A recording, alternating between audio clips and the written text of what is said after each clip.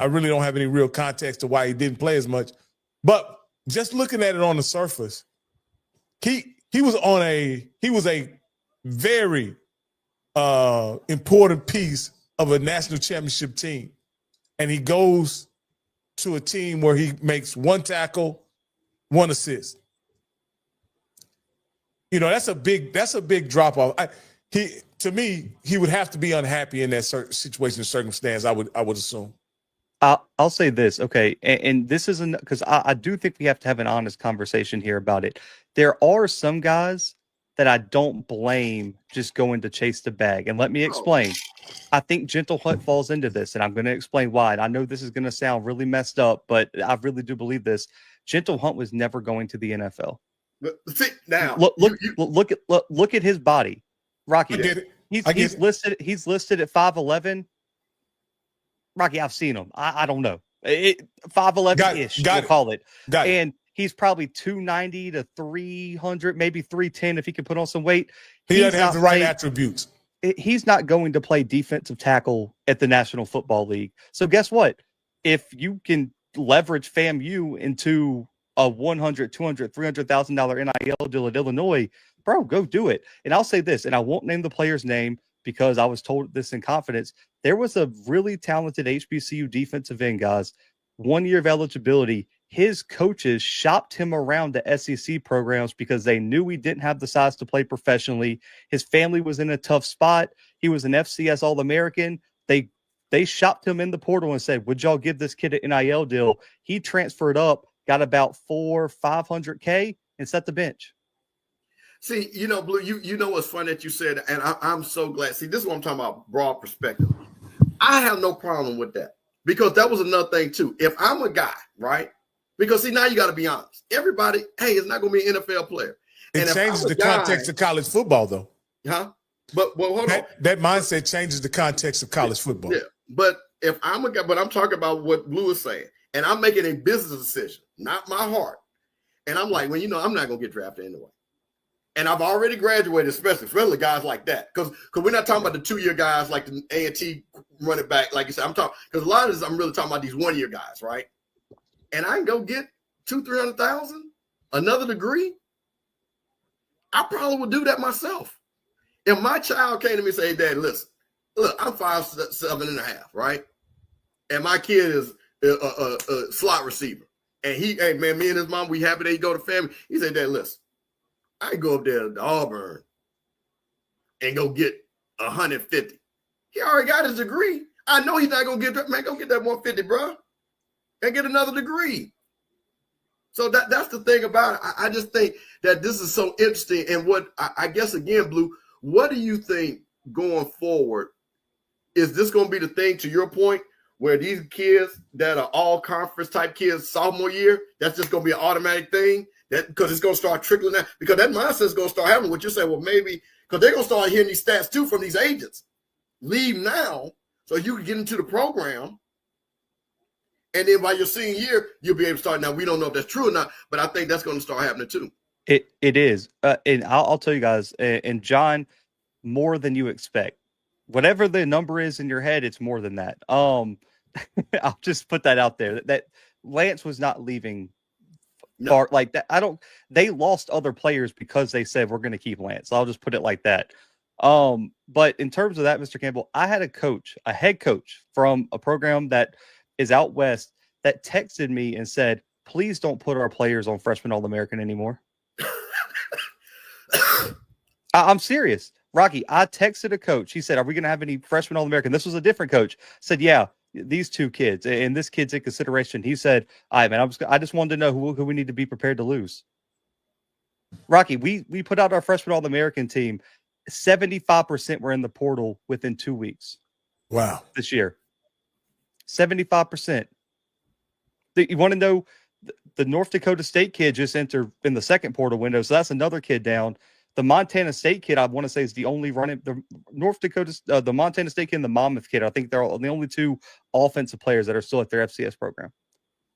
It's that bad. If they get a freshman All-American honor early, it's hard to keep them. But at the same time, too, guys, I talked to other coaches, right? Like Incarnate Word. that they bring back 2 1,000-yard wide receivers last year. One of them is already on NFL draft radars. It's also up to the coaches and program to put in their heads, like, man, we can sell you. Like, you don't have to go chase this bag now when you have a chance. Like, we have history of having players drafted, right?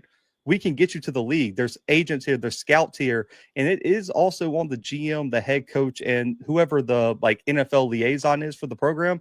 You have to start in-house recruiting your kids immediately. That's why Jalen Walthall's an Incarnate Word. I can tell you guys now, Jalen Walthall is not getting paid a penny from Incarnate Word to stay there. And he's probably the number 2 NFL draft prospect out of the FCS next year. The reason he's staying is he said, I came from the FBS level. I wasn't playing up there. I've had back-to-back 1,000-yard seasons. I'm going to get drafted from Incarnate Word. It's also one of the FCS programs and HBCUs to talk to kids who are true NFL prospects and show them these stats, right? And say, if you're already solidified, there's scouts coming to see you here, moving isn't going to help you.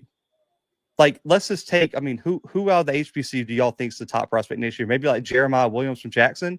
Yeah. Jeremiah Williams doesn't need to go anywhere. He's the number 1 returning defensive tackle in the FCS. He's going to be an HBCU All-American, an FCS All-American. He might be the SWAC Defensive Player of the Year coming into the season, maybe Kelby Givens, but he'll be a top guy, right? If he leaves with 1 year left and goes and plays at some random FBS program, unless it's a top program that guarantees him a starting spot, his draft stock will drop. And that doesn't mean he can't play. And the thing about it, Blue, that doesn't mean he can't play. Sometimes, like you say, coaches are comfortable. This guy's been here. He already knows. Well, I always wonder, especially people don't know how important it is, but the system on the defensive line matters for certain guys. Yep.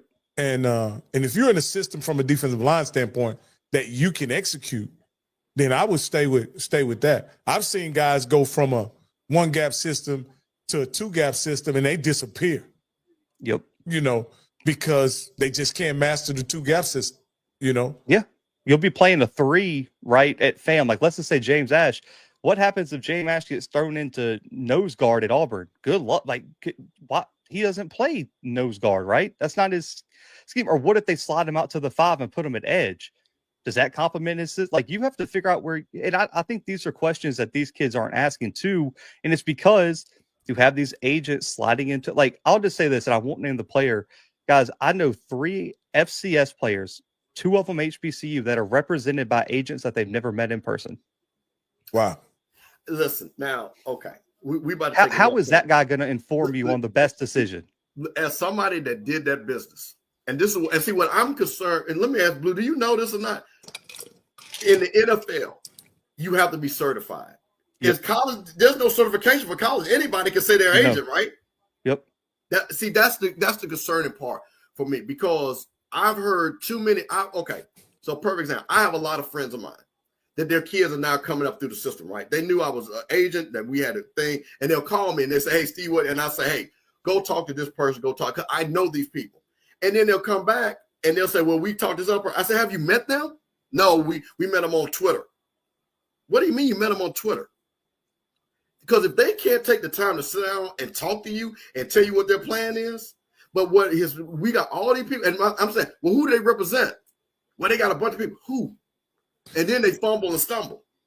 I had good friends that got drafted back in the day, and what they say, they signed with whoever gave them the best advance. You know what I mean? Like back in the day, agents would give guys advances. Oh yeah, oh absolutely. In exchange to represent them on a deal. I don't even know if that was legal. I don't think it was legal, but that's what. Well, it was technically okay. So let me tell you the legal part. If your playing eligibility was up, yes, you could give a guy an advance. But where it was done, it was already promised at the beginning of the season. As soon as you come, I'm gonna give you $1 million, get a line of credit, which you still have to pay back.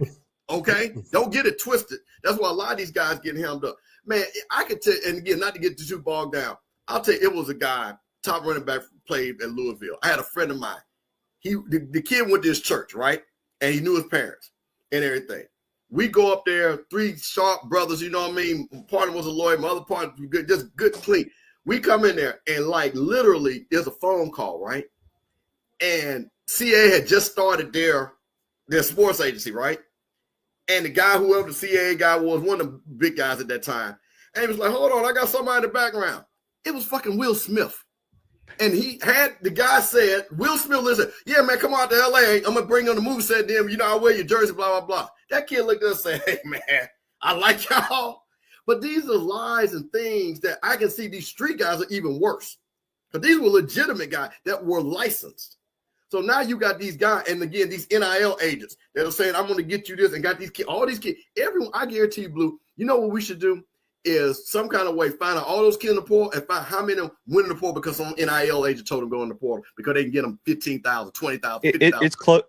It would be over 50%. And what's crazy is, and I've been calling for this, I think these NIL deals need to be public for one, like NFL contracts. Like we need to know what the market is because, guys, there are players leaving. And I see the comments about, you know, there's no looks at the HBCU level, FCS level. The G5 had 19 players drafted last year, guys. The FCS had 12. Moving to a G5 program is not helping your draft stock. So unless you're Jerry First, Cam Ward, Shador Sanders, and you're going to the P4 and you're a superstar like Cam Scatabo or Tootin or Teddy Buchanan from UC Davis to Cal or Marcus Harris to Cal, going to Marshall from Jackson State or FAMU is not helping your draft stock. Going to Bowling Green from North Dakota State is hurting your draft stock. Leaving Incarnate Word to go to Louisiana Tech is hurting your draft stock. And my bold prediction this year, there's a chance there's more FCS players selected in this year's draft than G5 players. Wow. Blue, let me ask you this, because this is what it's boiling down to, in my opinion. Players at the P5 level, the Power 4 level. In my opinion, there are some programs that have group of 5 profiles. Yeah. It's not even worth going to those programs, in my opinion. You know, yeah. And I'll say this, Illinois is one of them. Yeah. You're not wrong. I mean, so since 2014, since 2014, Tennessee State has had 5 NFL draft picks since 2014. That's more than multiple P4 programs and a lot of G5 programs. To put in perspective, North Dakota State has had 12 draft picks since 2014. How many P4 programs outside the SEC and Big Ten is that more than? And we're talking first rounders. Top 5 draft picks. They're going to have a first rounder this year.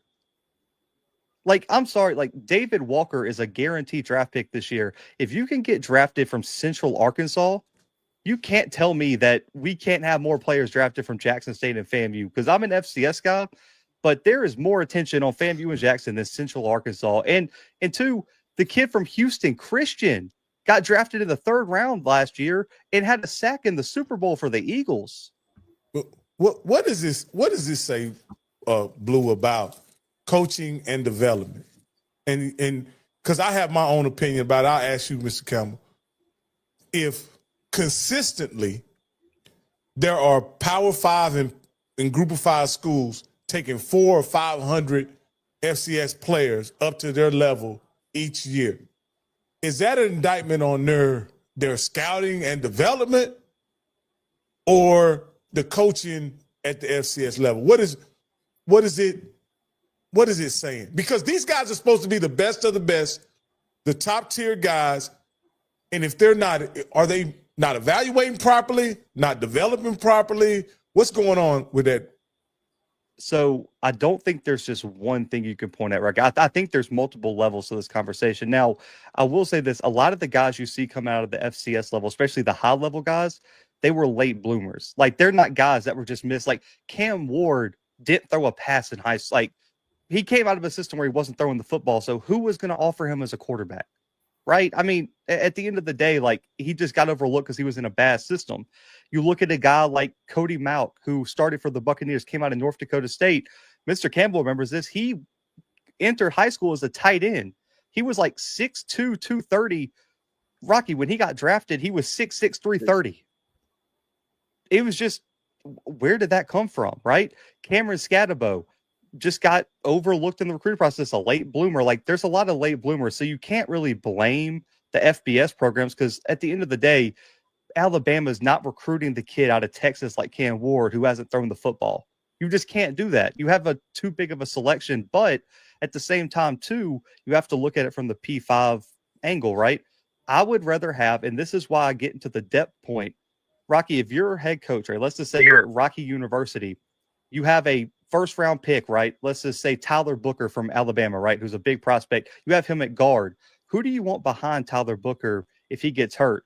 Do you want the kid from FAMU who's played 2 years and played Division I football, or you want to go get the 5-star kid out of Houston, Texas, who's never played at the D1 level? Which kid do you feel more confident in being a backup? The FAMU kid, definitely. That's what happens. They would rather have James Ash is the perfect example. Auburn signed 4 defensive tackles, right, in this high school class. Do you know James Ash wasn't even the first transfer defensive tackle that committed that day to Auburn? They got a grad transfer from Liberty that committed 4 hours before James Ash. You want to know why they wanted the kid from Liberty and James Ash? I'd rather have those two than throw those freshmen to the fire next year if I'm Auburn when I'm going up against Georgia. Yeah, because Yeah. Well, the coaches under a lot of pressure. It often, like I say, I live in a Power 5 city, and I see a Power 4 city, and Baylor's here where I live, and I see a lot of things. I read a lot of things that are going on. You know, this has nothing to do with football, but Coach Scott Drew, lost his entire basketball team this year. If you go look up the story, yeah, I can't believe that. Like that, it's crazy. He's a coach that won an NCAA championship, and he lost his entire team. Now, a couple of them, I think he may be losing to the draft. The other guys all entered the transfer portal, but it's hard for me to make sense of what's going on in professional sports. Now, me and you had a very spirited debate about the situation with Nico, and my opinion, I think Nico openly made a decision that was not a football decision. I believe he made what is called a family decision, and because his brother transferred to UCLA. Yeah, today or yesterday. Yeah. So they had there's some things going on there outside of football, right? And so anyway, my point is saying this. It's hard for me to make any sense of what's going on, and there are some, in other economies, going to the highest bidder kind of works out usually for the consumer. I mean, for the person in the market. I'm really coming to the realization that in this particular time period in collegiate sports, going to the highest bidder has diminishing returns for the athlete himself, and I regret that because I'm a get the money kind of guy. But it's really, you have to make a calculation that's much deeper than money right now. Is what it sounds like. Yeah, unless you're a guy like a Gentle Hunt or even like a Terrell Allen from Tennessee State. Y'all remember him a few years ago? Won the Buck Buchanan Award, but he was playing edge rusher at like 5'11". Right. Where was he going to go? Take the Buck Buchanan Award and go get you some money. I think he went to Tulane or something and got him a bag, and that's great. So, but for guys who have true NFL potential, like you can't tell me Carson Vincent would have benefited from playing anywhere other than at Alabama A&M this year. You can't tell me Rob McDaniel would have benefited from playing anywhere else other than Jackson. Marquise Bell, Terrell Jennings from FAMU, still on a roster, if I'm not mistaken, as well. So it's just proven that you got to go where it's best for your draft stock. And at the end of the day, you get drafted off of your film and your postseason all-star games, things like that. Well, guess what? You don't get postseason all-star game invites and combine invites for sitting on the bench. Got to have some film in there somewhere. And I think it just starts with, do I have a true NFL potential? And if me going to, because I look at even a situation like Niles Gaddy, right? Niles Gaddy would have benefited so much from staying at Jackson rather than going to Missouri and being a rotational guy, which, to be fair, the guy he was rotating with was a first-round pick, if I'm not mistaken, Darius Robinson or whatever. So, he was still good, but he would have been better at Jackson, right, and had 15 sacks at Jackson rather than like the 5 he had at Missouri. See, and that's the thing. Blue, it's fun that you say this. Scotty did a show and I had to bring this up. We were talking about, they were talking about, these SWAC guys are not getting drafted, right? And I went back and showed history. You had SWAT guys. These guys were all conference 4 years in a row. And they like Michael Strahan had 20 sacks. So what I'm saying, when you start having crazy and dominate, people are going to look at you. People are going to look at you and see it. So that's my thing is, to me, if you go and have 15, 16 sacks, guys are like, okay, well, let me take another look at this compared to having 3 and not playing. I just think that it's tape. Now, which leads me into another thing. You see the Ivy League. Not getting a bunch of guys drafted. That's not what they do. But they have teams that win and beat people. Do you think that HBCUs now might have to go and say, let me get the smartest kid that can fit my scheme, that I can keep, that I can develop? Or do we need to keep trying to go in the portal and say, let's go for the guy that's got the measurables but hasn't played? Because, see, I'm starting to think, man, maybe let's just get a bunch of guys that are dogs that I can train them up, that are going to execute my plays like a Harvard, Yale type team, compared to be getting guys that, again, might not be, and again, it's not a level of intelligence as far as book intelligence, but, they're smart football players.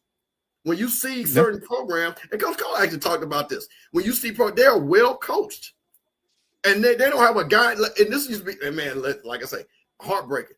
Like I say, Jackson State would play teams. Grambling would play teams. They would have first round. They play teams. These guys wouldn't not even have a draft pick, like the Louisiana Techs and Boise back in the day. And Jackson State and Grambling have 5, 6 guys get drafted, but they played a certain way that it was a very smart brand of football. So, do you think that might be something that we might start looking at and seeing? Yeah, I think there's okay. So I don't think that's a route for every single HBCU. But I think there's a few that can capitalize on it. The first one, in Black Pilot in the comments stole my thunder there. Howard should already be doing that. What kid wants to leave? Like, if you recruit the right kid to Howard, Mr. Campbell, I mean, it's going to be hard to pull a kid out of Howard. And you're seeing that with Blake Harper, right? In basketball. Yeah. He might come back. And they have the money to compete with the Creightons and these other programs. I think Jackson FAM had that opportunity. PV, if they recruit the right kid, right? Because the degree program at PV is outstanding, but there are some that might not have that same backing, right? Where you probably can't lean in that same way, but you have to. I think the biggest thing is you have to find what your program sells best. I don't think the mold fits everybody, right? The Ivy League has their own mold, and maybe there's some that can duplicate it, right, with the small tweaks and things like that here and there. But then Alcorn can't use the Howard. Hey man, model. can you hear me? Yep, we can hear you. Yep. You can. I can talk to the phone. Go ahead. Go ahead. Yeah. Gotcha. So, like Alcorn can't use the Howard model, right? Because Alcorn's a completely different university with different challenges, things like that. Yeah. But Alcorn has to find what Alcorn can sell the most, right? What is the selling point of your program? Southern, Grambling, and I think that's what some of the other FCS programs have done well is, and that's why you see guys who stick around, like David Walker at Central Arkansas. What was it about Central Arkansas that kept that kid there? Well, you look into his background, right? He was a D2 kid that came from Southern Arkansas. He's from Stuttgart, Arkansas. He's a hometown kid. No one believed in him. And Mr. Campbell, you talked about it. All these people talk about, well, the FCS, players are declining. Well, what's the production? You have to have the production, the measurables. Well, David Walker is a 6'2", 270-pound defensive end who had 31 sacks and 63 tackles for loss in 3 years. Let me hit something because somebody said MEAC. Well, let me ask you, because you might know this, because again, I keep up with the MEAC, but I know you're over there. Hey, shout out to Josh and those guys, HBCU Light and that touch. Trey Oliver builds his program off of high school guys. Yep. Now, correct me if I'm wrong. I don't see a bunch of those guys ever hitting the portal with 8 and 9 guys. And not being funny, I don't see a bunch of those guys again say, hey, dude, we got a bunch of NFL guys. But I mean, let's be fair. He has had some top guys lead the program the last couple of years. But what I'm saying, but not to the amount. The only one really, right? That running back.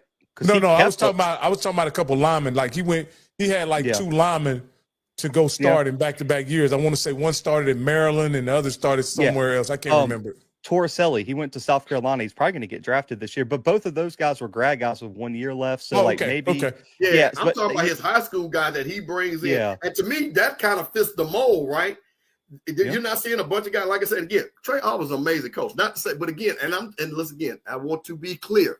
We're not talking about these guys can't play. I'm talking about fitting their program profile a profile that let me get a guy that fits my profile. He might not be an NFL guy, but there's a lot of programs that have a bunch of great college guys. You win football games with college guys. Okay, trust me, that fit. We just saw that in the basketball tournament. Florida does not. Duke has way more players that are going to be going to the NBA than Florida will. And Florida showed with a team concept that you can win. Duke has the number 1 pick and might have the number 8 pick with Campbell. So don't tell me what I'm talking about. This is what I'm talking about. I'm using Central because he keeps those guys. They like the program. They stay there. He builds them up. They graduate, and then they go on to do great things. So hey, Blue, you mind hanging on? I just got a text from Coach. Okay. He ain't gonna be able to make it today. Y'all kind of stuck with me and Mr. Campbell. I apologize, Blue. I want to thank you for jumping on with us as well. Sure, but we got a question. We got a call. Hold on, brother. We got a caller, and I just wanted to make sure it's okay if you hang on with us while we take this call. All right, sure. Go ahead. What's your name and where you calling from? Yo, can you hear me? Yes, sir. What's up, fellas? Blue, Bishop, and Rocky. This is JB. Of course, calling y'all show from time. Just want to thank you for calling, JB. Thank you. On football. It's very good stuff. My favorite time of year. Okay, got a question and then a couple comments. Okay, the question is how many FCS guys you guys think get drafted this year? And I ask this question because we like to talk about how HBCU players are getting squeezed and stuff like that. I really wish someone would say that this is an FCS problem overall. This isn't just HBCUs getting affected by guys not getting drafted. The FCS as a whole is getting squeezed in this. And then, Blue, you mentioned Howard. I agree about Howard Model too. But does Howard care enough about athletics in order for that to happen? And then the last question I have is, I know it's a lot. One thing that probably helps with draft status too is who you're playing against. And this goes to scheduling. A lot of our time, especially in the SWAC, they tend to shy away from going against those P4 FBS games because they're afraid of like the loss of stuff like that. But do those kind of games actually help them guys for chances of getting drafted? And that's all I got. Yeah, I hope you took good notes, Blue, because I only got one of the questions, which how many guys do you think? Let's start there. How many guys, Drew, how many guys you think are going to get drafted? So, man, me and Gerald are dropping an article tomorrow, man, giving our final draft projections. I think 11 would be like, I think 12 would be like where I would have the straight number. My range was 10 to 15. Somewhere in there would be like my projection, but I would say 12 on the nose. I think there's some really good, probably 9, 10 locks maybe, and then there's some guys that are right there on the bubble. I would say where all it's going to take is like someone in the 7th round to be like, I don't want to bid for this guy. We're just going to take a flyer on him. Someone like a Tommy Millard, Cam Miller out of North Dakota State, even like a Irv Mulligan, Land Larison, Aaron Smith from South Carolina State. Those are the bubble guys that are probably UDFAs or PFAs, but could get picked up in the 7th round. So I think 12 would be my number, which is what we had last year. I think we had 11 the year before, and then 24 2 years ago, which was insane. But I think 15 is probably the cap there, but I would put it at 12. I think the next question is, he was saying that do you believe that the HBCU players not being drafted is not a HBCU problem? It's more of an FCS problem. I think it's everybody but the SEC and Big Ten problem. Go look at the ACC. Their numbers are trending down. Go look at the Big 12. Their numbers are trending down. I just mentioned earlier the stat with the G5, right? Only 19 players from the G5 got drafted to FC compared to FCS, I think 12. So what happened? So I don't think it's just an FCS HBCU problem. It's a small school problem. Like even last year, I don't even know if a D2 guy got drafted. It might have been one. So you're seeing more programs are saying we're just going to draft out the Big Ten, SEC, and then we'll get everybody else as a UDFA, PFA, or draft them way late in the draft. I think it's a shift in college football right now, and I think the transfer portal's made it worse. Who do we constantly see have the top transfer portal classes in the rankings, guys, when they come out for the P4? All SEC and Big Ten programs. You want to know why? Because they're the ones paying out the you-know-what for guys. Like Will Howard came from the Big 12. He was the starting quarterback for the national championship team last year at Ohio State. You look at all the transfer guys that they brought in. So I just think that's the trend, right? The top programs are in the Big Ten, SEC. they're going to get a majority of the draft picks. And I just think we got to adjust as fans and just say, hey, as long as they make a roster, like Mr. Campbell, do you care that Terrell Jennings was a UDFA, or are y'all just happy that he's on a roster? I want to be on a roster. That's all that matters. We should start counting how many guys are on rosters on opening day. Well, let me ask you this, Blue. I tend to think that more times than not, guys get drafted have some type of elite trait, whether it be speed, size, combination of the two, whatever. Whether you end up playing in the league or making a roster is much more individual development kind of deal. Because I've been watching football a long time. You'll see guys with great traits just not be able to make it at that level because of the culture that is the NFL, and it's a tough sport to play. Yeah. Do you think the FCS level can prepare you for that kind of rigor and grind of professional football? Yeah. There's a reason we have all these Super Bowl MVPs, all pros. I mean, Cooper Kupp played all 4 years at Eastern Washington and was a Super Bowl MVP, the Triple Crown winner, and was arguably the best wide receiver in the league a few years ago. Played at Eastern Washington. You look back, Jerry Rice, greatest college football player, the NFL player ever, potentially. Randy Moss played at Marshall. I mean, like, the list goes on and on. Dominique Rodgers-Cromartie played at Tennessee State. Look how great he is. You look at all the offensive linemen that have come out of North Dakota State. I think that the FCS program, it comes down to, and also I do want to say this, the elite of the elite play in the NFL. And I really do think the closer you can get to the field, everyone who really gets their feelings hurt about this needs to go to an NFL game, buy a seat as close as you can get to the field so you can really experience the size, the speed, and what's happening on that field. Because I've stood on the sideline of an NFL game and a college game, and you can't even fathom the difference that happens on that field. Blue, this is what I along that song lines, I would say go about 3 hours early to the game and watch the guys come out in shorts, tanks, or no shirt. And you tell me what other human being or groups of human beings that you know that looks like that. And I'm talking about on all kind, whatever level you want to look at. I'm talking size, speed, strength, explosiveness. Watch those guys warm up, and you'll be like, "Oh yeah, I didn't have a chance." And people forget there's 256 picks in the NFL draft every year. Do you know the percentage that is of the total players that are eligible for the draft? Blue, guess what? I have a stat for you. I'm glad you said that. You about to steal my thunder. 257 draft picks. 44% of them came from the SEC and the Big 12. Think about that. So basically half of the draft picks came from two conferences. Okay? And everybody else came from the rest. So again, these are the things, and what you're seeing, and again, not to get too far, I sent Rocky, Blue, I sent Rocky and them, we have a chat, and then we start talking about things. And this is kind of delves into it. One of the things, I don't know, Blue, if you heard this, because you're on the ground, that they're talking about how they're going to give potentially conference automatic bids. And one of the things they said might be off of ratings. Yep, TV ratings. Off of TV, Rocky, listen what it is. Off of TV ratings. It's entertainment at the end of the day, my friend. So think about this, not the quality of play, but who brings the most eyeballs. Who do you think that's going to be? SEC Big Ten and Notre Dame. And this is not me making this up. This has been put out there that ESPN, Heather Dinich, put this out there, one of their main college reporters. I think they were very upset at the SMU Indiana game. I can't remember what. Yeah, what it was both of those. Was there, but Indiana played Notre Dame. Yep. Yeah, well, whoever SMU.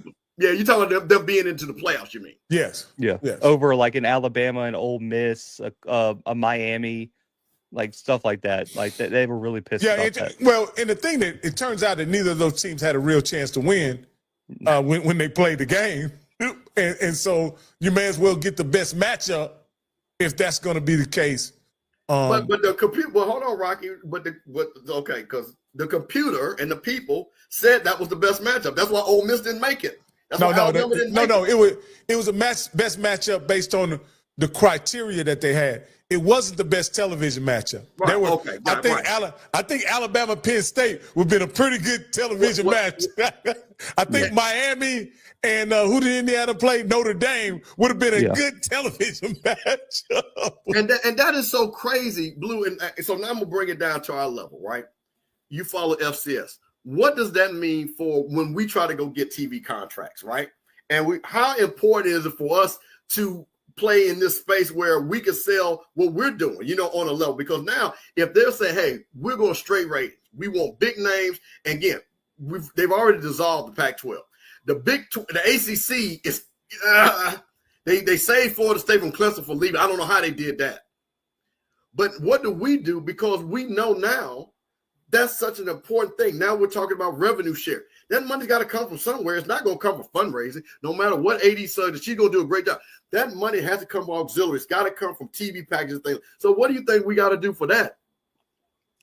First thing is tune in when your team plays. I mean, because I know it had competition, but for Jackson fam to do 20,000, guys, 20K. That's all we got for Jackson FAMU. Was arguably the most anticipated HBCU game of the year. 20K. And a great game to watch. Yeah, it was a competitive game. And I understand it was on the U and there were SEC games on all this, but you can't tell me there was only 20K people waiting to watch that game on Saturday. Rocky, you just can't. There had to be more than that. There were more people at the game than that. And so things like that really hurt the FCS, right? And I do think it's good, though, that you see some of these postseason games start trending upwards, right? We had, I think, 5 playoff games hit over 1 million. Celebration Bowl had a big year. Heck, the FCS championship this year got over 3 million at one point. So things like that trending in the right direction are big. But I also think the FCS and HBCUs in general, we got to understand that we have our own lane. We aren't going to compete with the SEC, the Big Ten, the ACC. Heck, you're not even competing with the Mountain West. Just get it out of your mind, or the Sun Belt. You also, I think you have to be more strategic where you put your good games. You have to pick certain nights. You have to pick certain networks. But the biggest thing, Mr. Campbell, is you have to watch the games, because at the end of the day, I don't care how big the brand is, right? Because we all know that FAMU's brand is bigger than a lot of G5 programs. But guess what? It doesn't matter, because if more people tune in to watch that G5 program play on Tuesday night, they watch FAM versus Jackson on Saturday, regardless of the competition of the channel. You know what ESPN is going to say when the SWAC gets to the table? Yeah, we're paying you. Yeah. We're paying you what you're worth. Only 20,000 people tuned in. We don't care what the YouTube views say. We don't care how many alum you have. We don't care about the Grambling brand or the FAMU brand. This is your brand. I don't care what the attendance is. I don't care the pageantry, the tradition. You had this many people watch the game. That's what we're going to pay you. And it's got to change. Blue, this is, as I've thought about this, and I've thought about what the success of FCS and HBCU football look like moving forward. And this is just something I've just recently come up with. Somehow FCS and HBCUs have to form almost a holy alliance to make FCS football relevant to the masses. If there is some kind of consistent competition among FCS elite schools and HBCUs, to where the competition, I know it would take a while for the competition to get on par, but if that, to me, that's the true future of FCS football, because you could take a brand like FAMU in a very competitive game against North Dakota State and create an amazing story behind that. You understand what I'm saying? That's where I think the sport should go. And I'm not talking about the racial implications. I'm just talking about the football histories of both schools. Football. Yeah. Well, okay, I want to piggyback on it for you. What do you think, with that being said, like they do in basketball, conference challenges? Do you think that would do something? Been calling for forever. I've been and there's conferences that do it. The Big Sky Missouri Valley has a Big Sky Missouri Valley Challenge every year where they all play each other week 2, 3, week 1, 2, and 3, right? There's a bunch of different MVFC versus Big Sky games. But the problem is this too, is I don't think some of these FCS schools have the same flexibility as you see with like the P4 when they schedule these things, right? Because you'll see like the SEC and Big 12 or Pac-12 do one, right? Well, Mr. Campbell, it's going to be really hard for FAMU to talk about the money, right? Traveling to Sac State one year. Right. Right. And it would be difficult, even with the resources that Montana State has, to travel to Tallahassee, right? That's a big expense for any program in the FCS. Like, and so I think that's kind of the holdup there. But, and Mr. Campbell, you know this, I'm one of the few people that kind of stand in the gap, because I do think there's a wide divide, right? You have the HBCU fans that don't want to associate with the FCS, and you have the FCS fans that don't pay attention to HBCU football because they don't play in the playoffs. And I don't think that's because they hate HBCU football, because I'll be honest, being in the space now, they don't watch the Ivy Leagues for the same reason. If you don't play in the playoffs, they don't care about you. It's not that they don't like black college football. It's, why are we watching Jackson FAMU when my favorite team doesn't have to worry about them in the postseason? Why watch it? Who cares, right? I'd rather watch a team we might see and learn about Tennessee Tech, Tennessee State, or someone like that. But I think that's the biggest problem with FCS, is that there's not this, there's no conversations across the subdivision, right? The Missouri Valley worries about the Missouri Valley. The Big Sky worries about the Big Sky. The Southland worries about the Southland. The SWAC worries about the SWAC. The MEAC worries about the MEAC. And there's no collaboration between the conferences on how to bring the subdivision up as a whole. And also, too, there's got to be some sort of way to include like the SWAC and MEAC in some of these general FCS conversations. And I'll say this, it's in Rocky, you're new to the space as well. I'm only 28, man. So like, I wasn't alive in like the early 90s, late 80s. I know the history, right? Because I went back and I've watched some of the old games. I've learned it, but I wasn't there. And I understand some of the, I would say, some of the hesitation of HBCU fans wanting to get back into the FCS space, because it was way different in the 80s, right? And they were doing HBCUs really wrong in the postseason. It was really expensive and all this kind of stuff. There's been a lot of changes now, but it's going to be hard to convince some of the older heads that those changes have occurred, because the bridges have been burned there. So I do think there needs to be some like reconciliation there. But I'm with you, Rocky. I think for the FCS to move forward as a whole, they have to. All these conferences have to work together. I see a lane, and you guys tell me what you guys think. That there's a area in America, and I'll start at Chicago and move down to St. Louis and go down to Kansas City, where those seem like prime areas where you can host a Jackson State and a North Dakota State in any of those cities, even a Tennessee State and a Southwest Missouri, whoever, in some of those big areas, and create a atmosphere about HBCU versus FCS challenge or something like that. And there's enough fans in those areas that have a little familiarity with both, that you could come out and create something that's could be matchable. Of course, it's going to be a culture war, but it's good for the sport. And that's what I'm saying. Ultimately, I didn't mean to interrupt you. The game I want to see, and Mr. Campbell knows, I've said this on the show. We have the SWAC MEAC challenge, right? We have the FCS kickoff game. I think week 0 in the FCS, the Celebration Bowl champ should play the FCS national champ from the year before. Big time. I think that I listen. I've said that, and again, you know what's funny, Blue? I'm going to talk about the old head thing, right? And I'm going to use Tennessee State. I'm going to pick on two schools, Tennessee State and A&T, because you're going to understand that. A&T's have big wins. They play and beat FCS, and then they play a lot of schools. They're playing in the CAA and things like that. Them people don't go to those games. They hate it. What is Tennessee State when they play North Dakota State? That's a big game. That's a big game. And they are more mad that they ain't playing Jack State over there in Memphis. They are madder about that. So the thing about it is, what I think with that right there, it gives something, because I think, to me, where it has to be some level of bragging rights, right?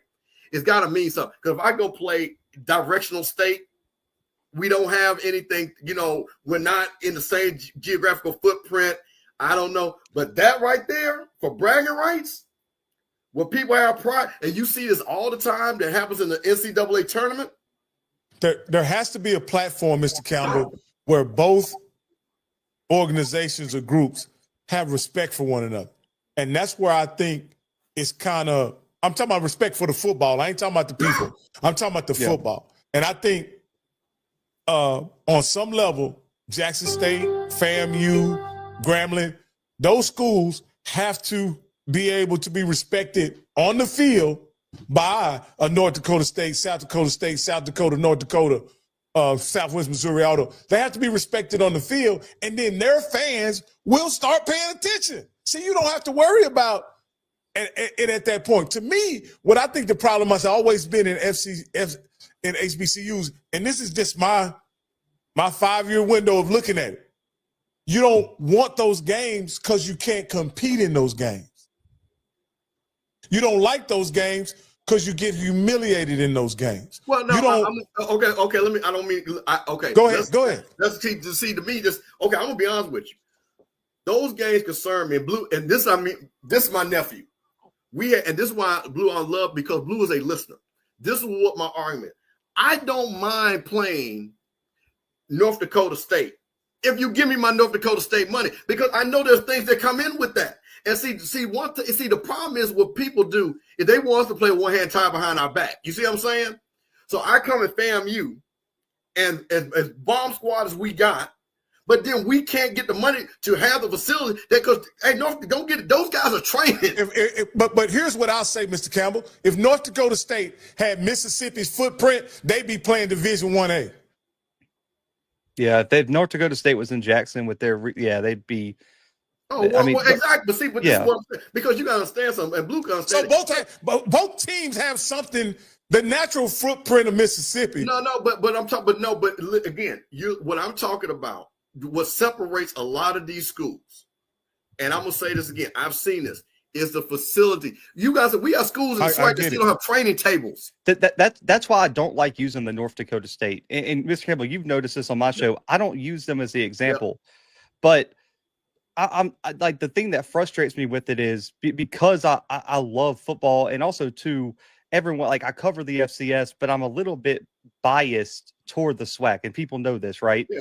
Like I would prefer, like, to me, there's no reason that FAMU should not be able to beat Incarnate Word, like, because it's a private school. But Rocky, I've been to Incarnate Word, Mr. Campbell. My bedroom is bigger than the press box at Incarnate Word.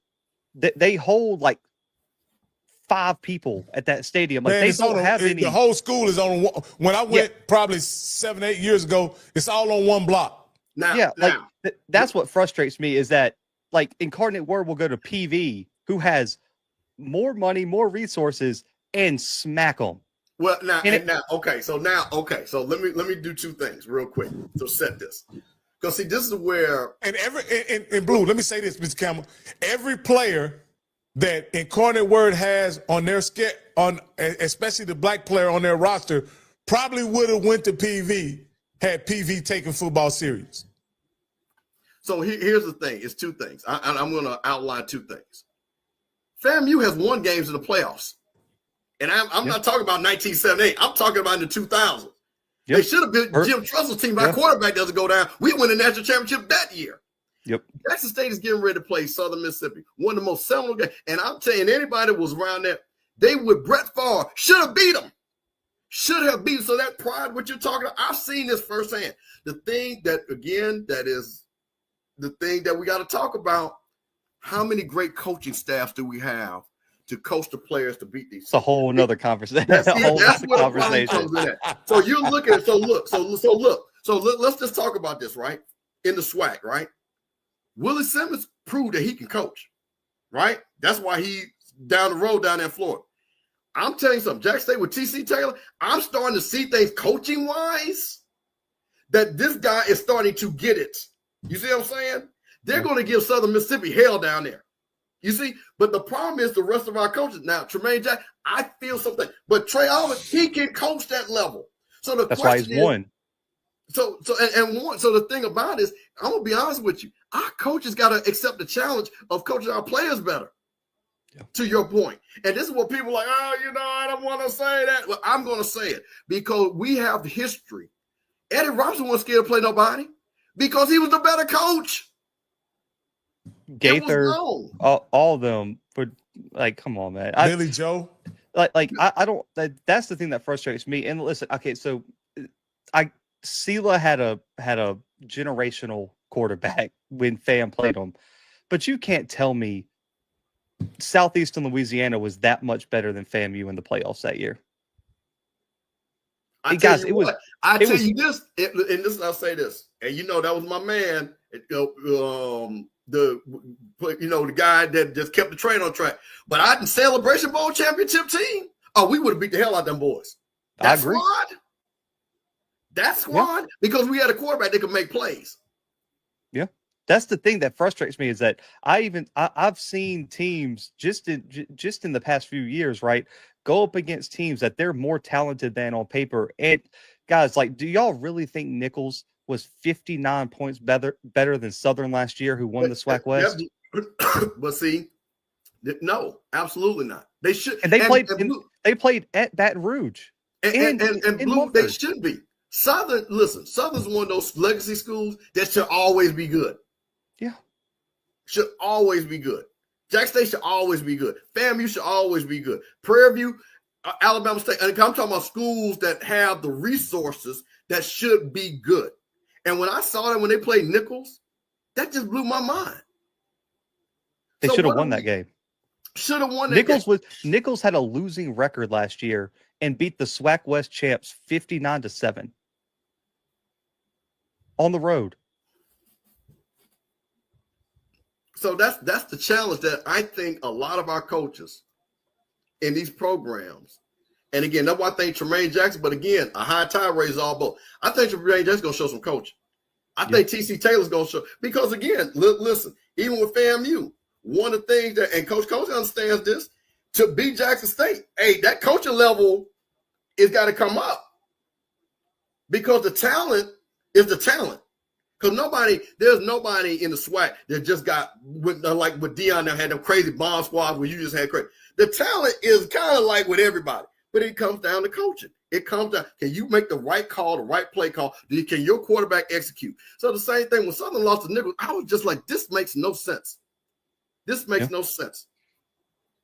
It gets frustrating because, Mr. Campbell, you know this, because when I first got in the space, I approached it wrong, but like that, and labeled as a hater by some people who are like, he's just disrespecting HBCU football. It's like, no, I have so much respect for HBCU football that the standard should be way more than getting beat by 50 by Nichols, who sucks. Nichols should never have a better football team than Southern, ever. Like, no. There should never be a year, and there should never be a year where, just extend it, that PV should have a worse football team than Houston Christian. Come on, bro. Houston Christian plays in a CVS parking lot, and they're better than PV. But believe it or not, in Texas, over 20 years ago, they were struggling at the FCS level. All the Texas schools were struggling. Yeah. And then there was a coach that coached at Navarro, maybe more than 20 years ago. He won a national championship at Navarro, and then he went to, I want to say, Sam Houston. And that's when all the other FCS schools in Texas kind of took off, after he won the national championship at Navarro, and then he went to Sam Houston. And from Sam Houston becoming relevant in FCS football, then all the other schools. You have a D2 school that used to be a D2, Tarleton. It wasn't a D2 school more than, Blue, you probably know more than I do, but probably 5 or 6 years ago it was a D2 school. Yeah. And now it's one of the better programs in FCS. Top 10 program right now. Absolutely. So if Tarleton did it, I'm sure Jackson State can do it. I'm sure FAMU can do it. But Tarleton got the fun. But Rock, you got to admit though, because I had my friend. They're part of the same A&M program. Yeah, but go look. I tell you what, go pull up what they get overall compared to where Prairie View. When we're talking, pull it up. In funding, budget, or athletic budget. Yeah, pull it up. I'm just curious. No, Major Bullies. I'm not joking. There's a CVS on one side of their stadium. Like, their stadium backs up to a CVS. You can park in the CVS to go to the games. I'm not joking. Look it up. That's Houston Christian Stadium. They literally play in a CVS or Walgreens parking lot. Because I'm going to tell you this, Blue, and this is what I think, and this is why I kind of want to circle back. When you're talking about FCS programs, so like we just made a post. There was a post about players getting drafted in the NFL, right? And produced money. Louisiana, Florida, Alabama, Texas. This is all part of our SWAC footprint. Okay. Mississippi per capita. You know what I'm saying? A bunch of football players. I think, matter of fact, I looked and they were 6th out of the states in the SEC, 6 of producing football players in the last decade. So there are football players all around. What do you think we need to do to get those guys? Again, not the Power 5 guys and the Power 4, but like it's so many football players. Is it evaluation? Is it that we're not coaching them? Because there are a lot of football players. Like you said, they're going to Incarnate Word. We should be able to get – this is my argument always been, and I'll shut up on this and let you answer. FAMU, Jackson State, Grambling, Southern, Alabama State, Prairie View, we should never lose to a school that's got a direction in their name. Seriously. Yeah. If it's some directional state, you know the school. Come on, man. How do we lose to that school? Okay, so I'll address the obvious one first. Resources are important. And we talk about the lack of resources at some of the HBCU institutions all the time, like especially in terms of nutrition. Nutrition is a thing I hear from coaches all the time. Yeah, I don't think it's there for some programs. And also strength and conditioning is not there too. How do you develop offensive line when you don't have kids on campus year round like some of the other programs do?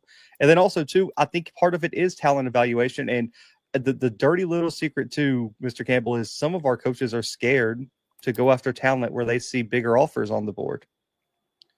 They'll see a player and if he posts an offer from certain schools, they won't even recruit that kid because they don't have confidence they can land him. Not even knowing if those offers are committable or not. That's by far the biggest problem, is that they're scared to go heads up. And I think that's a massive problem, man. In the grand scheme of things. But guys, man, I got to jump. I got a show here in like 5 minutes. I got to record. Hey, man, we about to wrap, bro. Man, we appreciate you, man, for real. Hey, appreciate y'all, man. Tell everybody where you're at and what show you're going to, what you're doing, and also you're saying that you're gonna have your draft day with Gerald. Tell everybody real quick. Yeah, man, you can go check out the website, FCS Football Central on SL. We got our top 10 FCS prospects, top 10 HBCU prospects, and we're dropping our final predictions for where those guys will be go. We'll have a 6th, 7th round, 5th, 4th round, things like that, man. So you'll kind of understand where all the HBCU FCS guys might go this weekend, man. And then the Blue Bloods on YouTube, all podcast streaming platforms. And we'll have going to record right now an NFL draft preview, man. We're going to break down all the FCS guys. So y'all got all the information y'all need going into the weekend, man. But you guys know this. Anytime, man, y'all need me to hop on the show, hit me up. I'm always tuned in, man. I love what y'all are doing, and anything for y'all, man. Hey, thank you very much, Blue. Zach McKinnell, y'all. Hey, man, that was dope to have Blue on, man. He's a tremendous guest, a wealth of knowledge, and he was our DEI guest. Hey, that's over with, man. Trump's in office. Ain't no more DEI, man. We do only merit opportunities here, man. Ain't no DEI here. We can't handle diversity, a little diversity over here. No, man. But Blue's dope, man. Blue's a HBCU guy. He part of the family, so. My name is James Jr., and I won $500 on the lunch money for keeping up with the Jonas Bracket Challenge.